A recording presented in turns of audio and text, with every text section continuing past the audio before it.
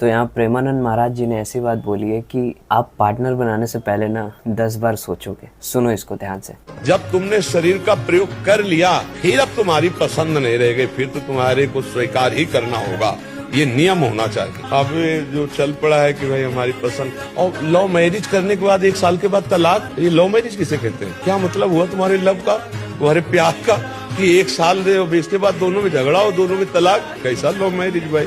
प्यार का मतलब क्या होता है? तो आजकल के बच्चों का थोड़ा लव समझना चाहिए। आपको तो धन्यवाद है कि कम से कम उसका निर्वाह कर रहे हो और आजीवन निर्वाह करना। यहाँ पे कुछ लोगों का ना प्रेशर फील हो सकता है कि इट्स लाइक कि अगर हम अपने पार्टनर को ढूंढने जा रहे हैं तो इट्स लाइक कि इतना प्रेशर, क्योंकि अगर हम लोग इंटीमेट हो भी जाएं तो उसके बाद हमें उनके साथ जीवन भर रहना है। तो यहाँ पर इनके कहने का तरीका और जो कॉन्टेक्स्ट है वो ठीक है उस वे में, जब आप पहले कंपैटिबिलिटी को प्रायोरिटाइज करोगे केमिस्ट्री की जगह। जब आप कंपैटिबिलिटी को ज्यादा फोकस पे लोगे ना तो इससे होगा क्या कि आप लॉन्ग टर्म रिलेशनशिप बिल्ड कर पाओगे। तब उसके बाद अगर आप इंटीमेट होते भी हो तो कोई दिक्कत नहीं होगी। फिर आप उस पर्सपेक्टिव में चले जाओगे कि अगर हमारे बीच कुछ हुआ भी तो हम तो वैसे भी अब साथ लॉन्ग टर्म रहने वाले हैं, तो ये मैटर ही नहीं करता। लेकिन अगर आप हुकअप करते हो और कैजुअल चीजों में बिलीव करते हो तो आपके लिए ये चीज थोड़ा फीका पड़ सकता है।